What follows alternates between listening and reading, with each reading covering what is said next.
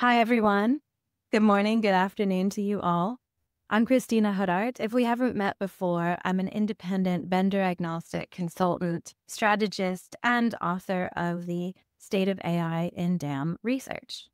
I've been a DAM and content operations specialist now for over 12 years, and I help companies to select, implement, and optimize the right technologies, people, processes, and data to streamline their content operations. Thank you so much for being here today. Whether you're just starting to explore AI or you're deep in the weeds, I promise that there's plenty for you to explore in this research. And as you probably know, the session is grounded in brand new, fresh off of the presses research from over 250 professionals across the industries and from various roles as well. I started my research into AI and DAM several years ago in early 2022. Well before ChatGPT, I wrote an article for the Journal of Digital Media Management about the future of AI-powered DAM. Now, my goal with this research is to empower organizations to navigate the complexities of AI in our content operations and to leverage the potential of AI.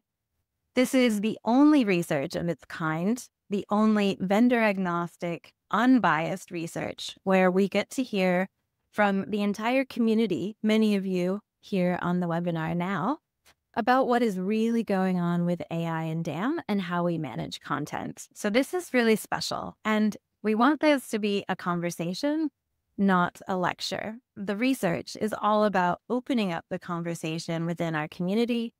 And if anything resonates with you or you have questions or thoughts, please do contact me if you want to do a deeper dive or get into the research further.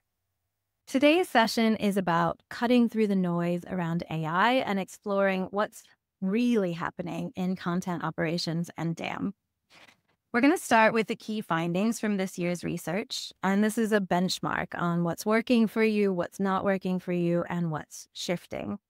Next, I'm going to share actionable insights to help you overcome the inevitable challenges that we all face. And then we're going to look ahead to where AI in content operations is going next. Now, like I said, this research is grounded in input from 260 contributors.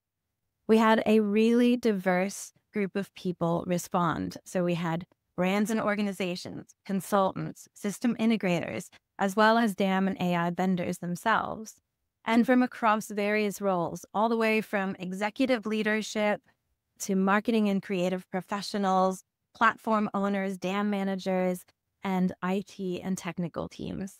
About 40% of the responses came from large multinational organizations. The rest came from mid-sized and small organizations. And the research includes contributions from across all industries, including media and entertainment, manufacturing, creative agencies, retail and e-commerce, financial institutions, healthcare, glam, and so much more. By being here today, you're going to get early access to the findings, and yes, you'll receive a copy of the full report following this webinar. And to let you in on a little secret, you'll hear this thread as we go through, but the research is not really all about just the technology.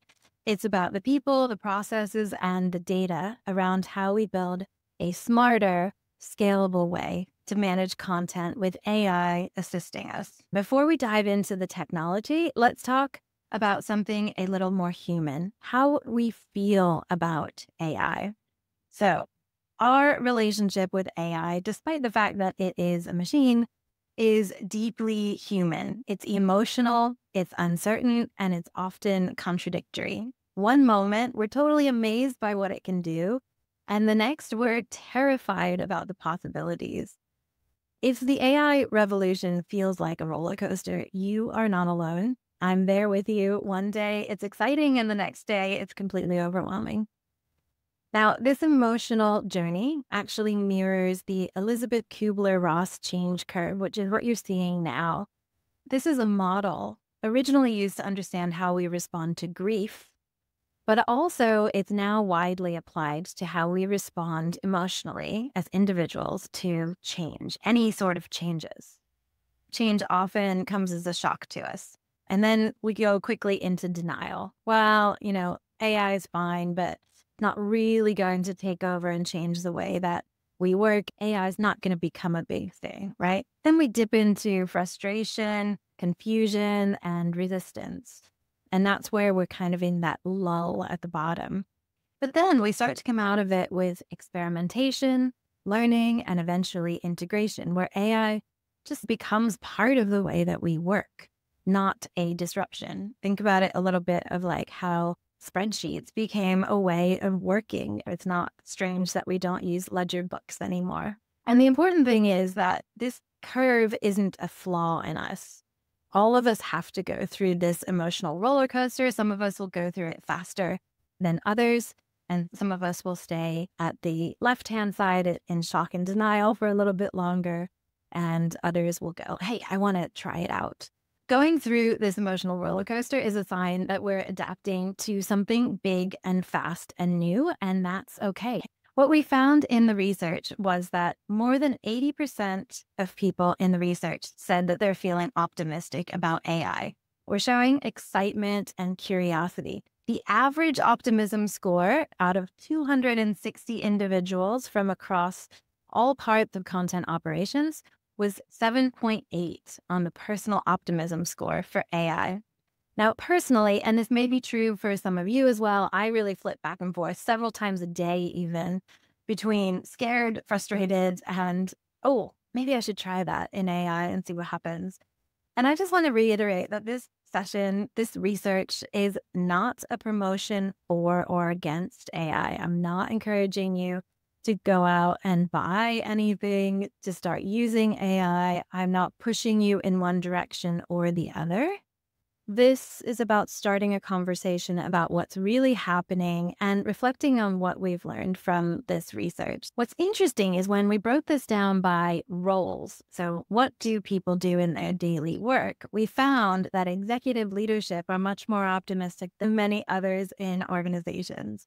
That kind of makes sense, right? They are driven by their focus on scale, innovation, and impact. And AI has been a big promise to leaders that it's going to totally transform the way that we work. Now, marketing, creative, and IT managers are also largely positive. They see AI as a way to boost efficiency, increase output, and support smarter data-driven decisions. But they're maybe not quite as optimistic as their leadership level is. And then when we look at the people who are closest to implementation, the people who are actually expected to execute and deliver on the promise of AI, we are seeing a bit more neutrality, a bit more hesitation. So we see 1 in 5 platform owners, operations professionals, as well as external partners who are expected to implement AI, feeling like they're a bit on the fence. Maybe they're a bit in this lull, not sure exactly which direction to go. And this is often because they're experiencing friction in their work already. They're perhaps experiencing inconsistent support, a lack of strategy and guardrails. Maybe you're thin or lean on your resources.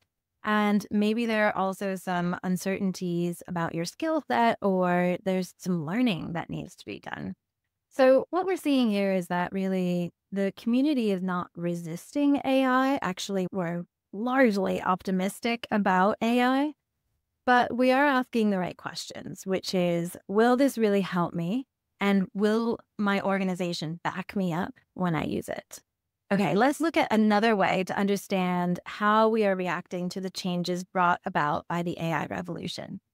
Not from an individual perspective, but this is now through the lens of the entire organization. This is Rogers' innovation adoption curve. And if you've ever seen this, you know that this is another classic change management model that shows us how groups, like an entire company, adopt new ideas over time. Now, what's interesting is that this is the typical average bell curve. And you can see that typically, about 50% of the organizations are laggards or late majority, laggards being Roger's term, not mine. And then about the other 50% are the early majority, but also you have early adopters and innovators in there. These are the people who are really getting stuck in and who are the first to try new things. So these are the people who were maybe the first to switch to digital marketing, to smartphones when those came out, to electric cars, right? So this curve is how we typically measure any sort of change in our society or in our organizations by. But what's really interesting is that from the research, we've seen that when it comes to AI adoption, we're seeing something totally different that doesn't follow this curve. According to the research, 54% of organizations are actually innovators or early adopters with AI. That's a much bigger chunk than the 16% you're seeing here. That means they're already testing and implementing AI across content workflows. So let's look into the data to really understand what this means. So as part of the research, we asked people which systems within their content operation tech stack they plan to use AI with. And we can see that there are plans to use AI in pretty much every single layer of the tech stack, including 53% of organizations say they're going to be integrating AI into their content management system. 40% are using it for their other delivery technologies like marketing automation and email distribution. 37% are using AI in their data analysis platforms and also in their MRM workflow and campaign management tools. And we also see AI being layered into our customer data and our dynamic templating and creative automation technologies. What we're seeing in most cases is that AI is being layered onto any of the tools and workflows that teams already rely on. So what we can see is AI is not siloed. It's becoming that connective tissue, that layer across the entire connected content ecosystem. And different AI technologies are being applied in these different tools. So let's take a look now at what's happening specifically in DAM. Again, remember 260 contributors, 57% said that they are using AI in their DAM systems. So let's break that down. 57% of organizations say that they are already using AI in their DAM systems, a clear sign that features like auto tagging and content management are moving from that pilot phase and experimentation phase to actual usage and applications. But 39% reported that they're not using AI at all. And 4% said, oh, I'm not really sure. Are we using AI? And I think that this points to the fact that some organizations may be a bit slow about adopting AI and DAM. And then other organizations may not be totally sure, are they actually using AI? What we're seeing now is that many of our tools include AI as well as automation, which is often confused with AI, but different because it's based on business rules and logic. It's kind of baked into a lot of our systems, and sometimes we don't even know that we're using AI when we are. So what's interesting about this is that we are seeing that AI usage in DAM is high, although I personally thought it might be a little bit higher this year. It's not a huge leap from where we were last year. So I do expect that by next year's research, this will be even higher. But let's look into the complexities in the data. So if we look at it at the data by industry, this kind of changes the picture. So we're seeing that not all industries are moving at the same speed in adopting AI and DAM. Adoption, remember, isn't just about the technology. It also depends on your internal priorities, the budget cycles, internal risk considerations, complexities, cultural shift, and also that readiness to embrace the change. It's understandable that we can see industries are moving at very different paces. So when we look at this against Rogers' innovation adoption curve, you can see that on the right-hand side, we have a lot of innovators and early adopters. Particularly, you're seeing the automotive industry, financial services, technology, media, and entertainment. who are really they're getting stuck in. They're using AI and DAM already. They're using it heavily, and they're experimenting with new ways of working. Then we see in the middle area, we see creative agencies, retail and e-com, cultural heritage organizations, and there's a bit more mixed adoption here. Some of these organizations we see are still in transition. They're navigating the experimentation. There's some brand sensitivities, maybe some limited resources, some fear and a need to upskill teams.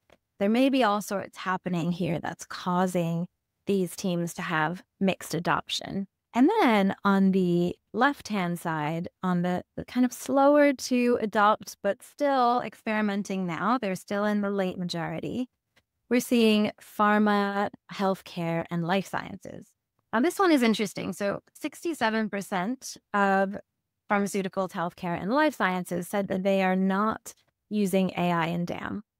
And that's probably because there's additional risk. They're heavily regulated industries, and they also work with a lot of personal data, right? So there are data privacy concerns that they have to worry about. We also see the public sector, government, and education industries who are highly uncertain, but they may be uncertain or not really starting too quickly for other reasons. So they may have internal capacity gaps or unclear use cases, more restrictive budgets. There's all sorts of interesting reasons why this curve is the way it is. But what I think is really encouraging is that not a single industry identified themselves as a true laggard. So this Rogers Innovation Adoption Curve for AI and DAM doesn't include a laggard section. That means that if you're early to the party or you're late to the party, every single industry is already exploring and considering AI. So let's take a look even deeper. Using AI in DAM is an interesting metric, but what we want to know is what are brands planning to use AI for in DAM? What are the functionalities and capabilities? So let's take a look at this now. When we ask you, what are the top 5 AI capabilities on your wish list? These are the things that we expect AI to do for us when we're managing our content, specifically inside of our DAM systems. We saw these as the top 5. So let's go through these. So 1 and 2, these are on even levels. 74% of you responded you want your AI systems in DAM to be able to automate tagging and metadata, and then also improve search and discovery. Now, these two are linked, but they are different, and it's worth exploring that a little bit. So first, if we start with automating tagging and metadata management, we're talking about things like AI-driven tagging, applying actual metadata onto your assets. This could be content categorization, applying your taxonomy, but also things like speech-to-text transcription. When we talk about improved search and discovery, this is where we're talking about visual search and natural language processing, which is where a computer looks at your assets, your images, your video, your audio, and it can automatically identify what it is. So then when you're searching, you can just search using natural language, even if the metadata does not exist. That metadata is not going to be applied on the asset level, unless you want it to be, but this would allow you to search and discover through a lot of unstructured data. This is also where AI can help with things like recommendations and also recommending similar content or products, right? So this is like when you're shopping online and you find a nice shirt, you might also get a suggestion that, hey, buy these trousers that match this outfit. So there's a lot we can unpack here in terms of what it is specifically that users want within their DAM systems, but there's a lot that AI could potentially bring to us. Then when we look at number 3, we saw that 59% of the research contributors want AI to help us with workflow and resource management automation. This is where we can use AI for content briefing and managing and responding to requests, maybe download requests or access requests to assets. We could use AI for automating and streamlining review and approval cycles, resource allocation, and content delivery scheduling. Now, this is an interesting question because I see a lot of organizations have a separate workflow tool. And we saw that a lot of organizations are looking to add an AI layer to their workflow tool. But we also have workflows that happen inside of our DAM systems, whether or not there are workflow capabilities. And so I think we all want to see more support from AI to help us with our uploading workflows, our review and approval workflows, our request and download workflows. Then at number 4, we see analytics and content effectiveness insights coming in strong at 53%. These are things like trend prediction, ROI measurement, and content tracking and performance insights. So we want to be able to shift how we understand our data and also to be able to measure the real return on investment. This is going to help us to brief our campaigns and our products, marketing materials in a smarter way, going to help us with better budget planning and really help us to understand on an asset level how productive, how effective was this piece of content versus this other piece of content that we created. Was it even used? Where was it used? How was it engaged with? And this is kind of the holy grail. I think we all would love to know how our content is performing. And it's always been something that's been really difficult to measure. I think there's hope here that AI is going to help us with that. And finally, at number 5, security and compliance automation also join the top 5. Security, compliance, and reporting automation are things like being able to track sensitive asset usage, rights compliance monitoring, user behavior analysis, who's using the system, who's not, what are they searching for, but also being able to extract analytics and insights in a better way, right? We all have reporting capabilities. We can extract reports from our DAM systems. They're often raw data. And a lot of you will have dashboards that you can use to visualize your data. But there's still a lot of data to sift through. And wouldn't it be great if AI could help us to extract the important insights and help us to manage our content and support our users in a better way? Now, I want to also point out what's missing from this top 5 list. Notice that content generation, generative AI, and personalization is missing. And this has been an interesting debate in the DAM community for so many years now. We're seeing more and more companies producing content in other systems outside of their DAM. Most of us don't expect our DAM to be able to help us produce content. So many companies are leaning on other systems like dynamic templating tools and creative automation, or on marketing automation tools for personalization, often, of course, integrated with your DAM. They're leaning on these other tools for production, and that is where I believe generative AI is going to be applied more so than in DAM. There may still be some use cases where it could be effective in DAM, but again, we need to look at the wider ecosystem of our technologies. Also, we're not seeing system virtual assistants. I really thought that we would have AI chatbots in all of our DAM systems by now that would help us to navigate our DAM systems. But I think what we're seeing here is that if we can get number 1 and number 2 right, so you have a user-friendly system and people are able to go in and very, very quickly search and find the assets that they need, then we don't need chatbots. So I think this is a really great top wish list of things that we need in our DAM systems. What we did in the research was also understood where 260 of your colleagues are in their DAM journey. And that helped us to understand how our expectations of AI differ from the realities. So we saw that AI wish list, and it's long and sometimes a bit fantastical, right? But of course, the magic that we expect from AI does not always match the reality of what is available or how we implement it. And so there's a bit of a gap, and we wanted to understand this better. So what we did was we tried to understand how organizations were feeling about the AI capabilities within their DAM systems. Are they fully satisfied, somewhat satisfied, or dissatisfied? And you can see here on the bottom, we have the stage 2 DAM maturity users who are just starting out with DAM. And then all the way at the top are the fully optimized DAM, top tier, number 5 level organizations. And what we're seeing, which is really interesting, is that organizations that are fully optimized all the way at the top, they have adaptive DAM systems and fully integrated ecosystems. They show the highest satisfaction with their AI tools in DAM. 40% of these mature organizations are fully satisfied with their AI and DAM capabilities. In contrast, those that are still scaling, so just starting out, they often report a higher level of dissatisfaction rates. And that's often not because the AI or the technology is not working, but sometimes because the foundations are still being laid. When you're right in the beginning of your DAM journey, you don't have any of those integrations. Your data may be all over the place.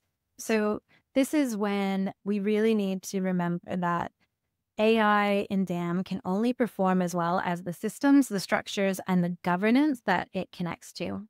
So that means that what I'm seeing is a large percentage of my clients who have also realized this, and they're coming to ask me to help them mature their entire content stacks, all of their technology.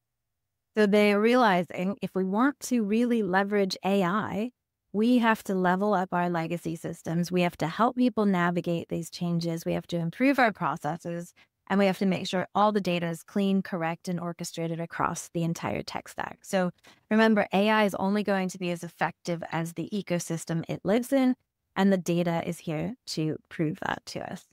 Now, another question that I explored in the research is the question about how are organizations planning to connect AI with their DAMs? AI isn't just about what it can do, it's about where it works. Ideally, we want to bring AI into our DAM systems so that it can access our assets, our metadata, our usage reports, and our workflows directly in the DAM systems. And we're seeing this.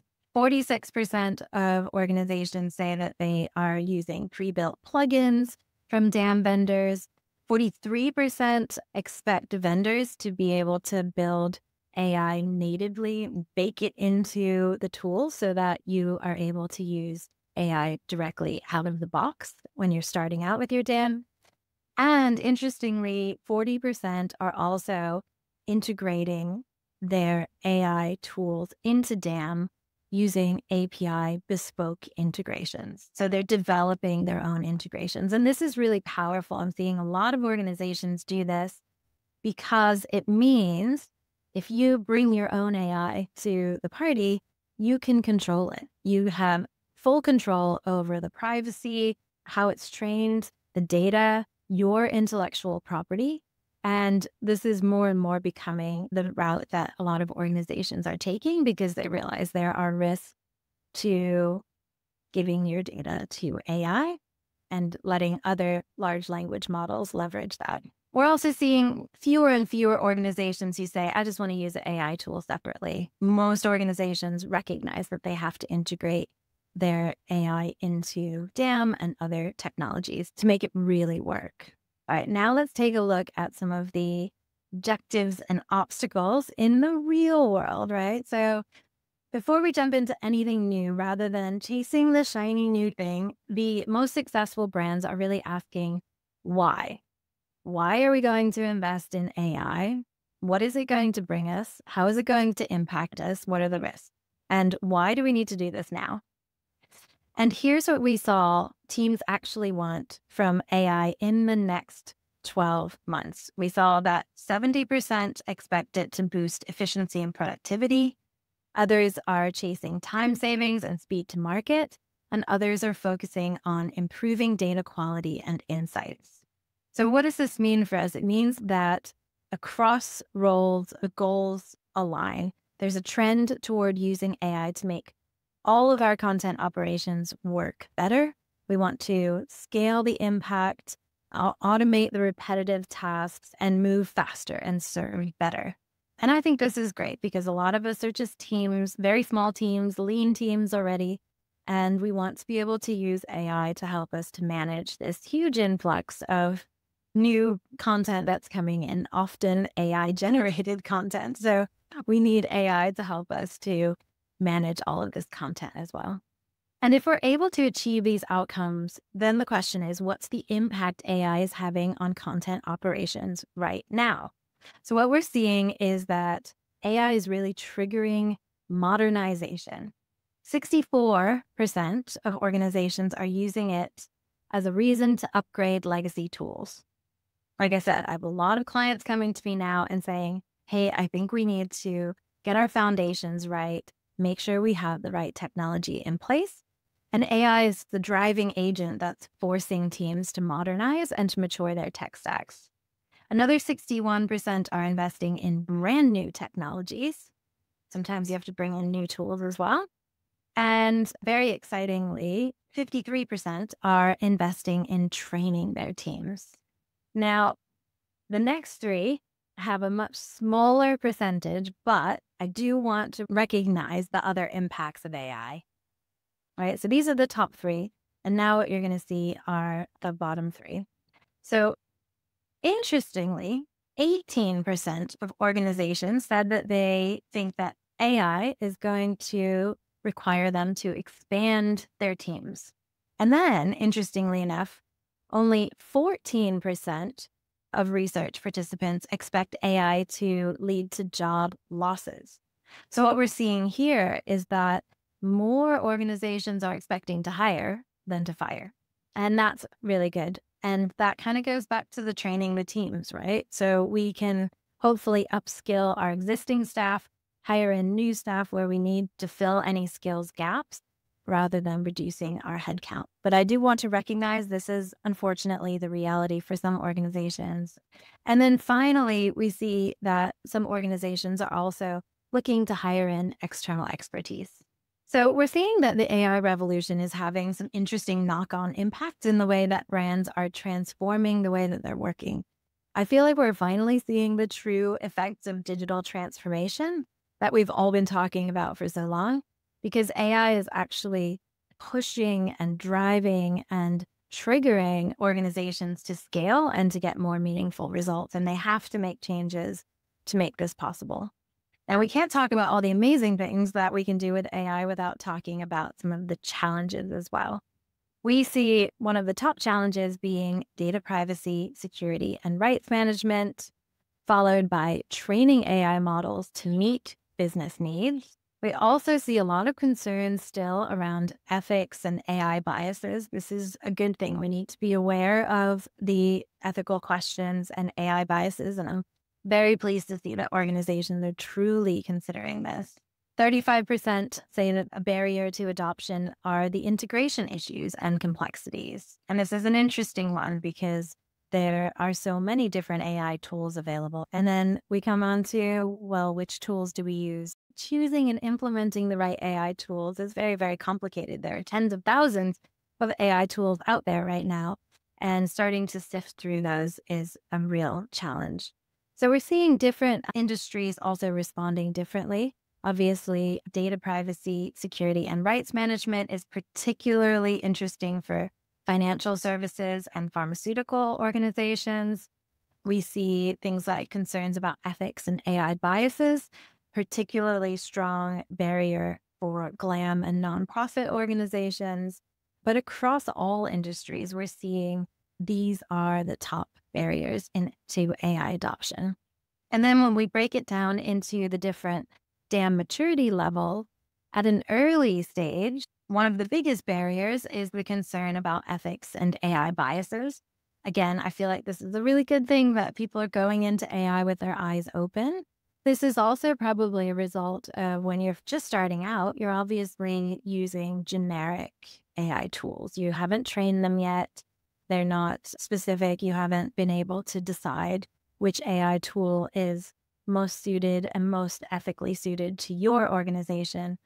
And then when we look at mid-stage organizations in their DAM maturity levels, we see that the two biggest things that they struggle with are integration issues and complexities, and then training the AI model. So let's talk a little bit about training AI. Yeah. One of the reasons that AI fails to meet expectations is that it's not always trained for your business. Again, going back to having generic AI tools, they're just not cutting it anymore. It's obviously great when we get started, but to drive meaningful results, teams need AI tools that they can shape, they can train with their actual brand materials, and they can be sure that material is safe and ring fenced and it's not being used by the larger language model for other purposes. So what are teams asking for? Nearly 2/3, so 65.5%, said that they need trainable AI tools. We need purpose-built intelligence. It's not okay anymore just to use the generic tools within our DAM systems. We want to bring our own, but we also want to be able to train and tune the AI within our DAM system. So then we ask the question, who's going to do this heavy lifting? Because training AI is still a big, big task. And this is when we found out that 55% of organizations said that they are expecting to do most of their training in-house. Now, they may use a mix of these different approaches, but these organizations said, I think we're going to do a lot of our training in-house, which I think is really clever. Have a think about where you want to do your training. Your in-house teams know the most about your organization.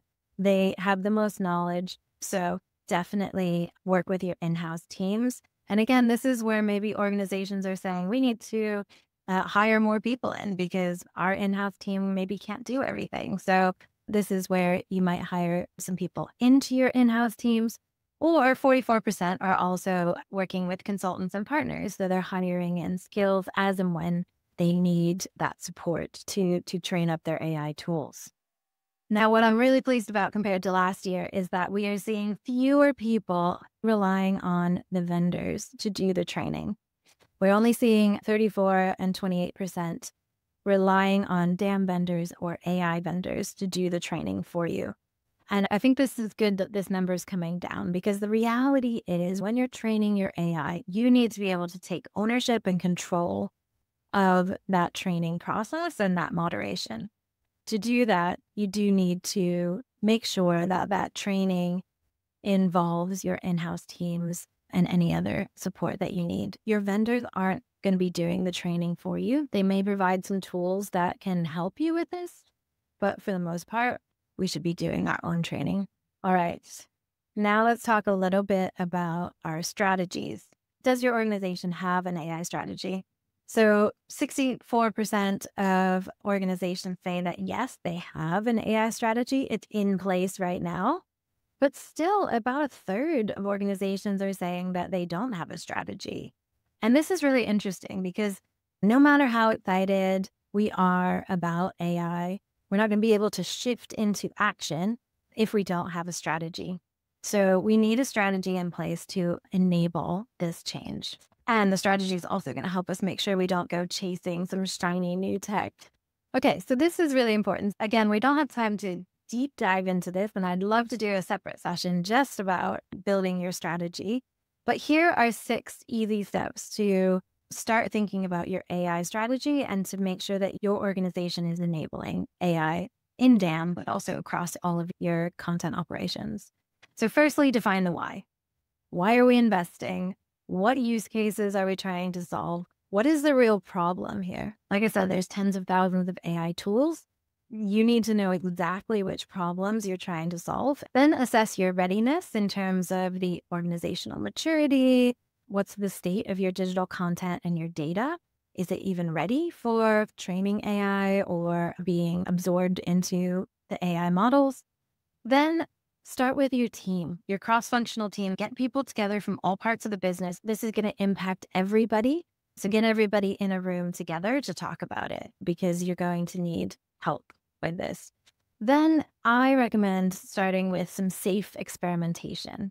This means work with your organization to set up those guardrails. Make sure that you have a playground where you can actually play with AI tools without compromising any intellectual property or personal data from your organization. And then very quickly move from piloting and proof of concepts back into the marketplace. In the 2 months that you've taken to experiment with a new AI tool, there may be some other AI tools that have gotten even better. So always make sure you go back to the marketplace and look for the right tools to achieve your goals. And then finally, when you're ready to start operationalizing AI and adopting it, make sure you have the governance policies in place, the guardrails, the AI training programs, and a change management support program. All right. So let's wrap up and bring it all together. We've seen that AI and content operations isn't just on its way, it's already here. Lots of people are already using and experimenting with AI, and many are past experimentation into action.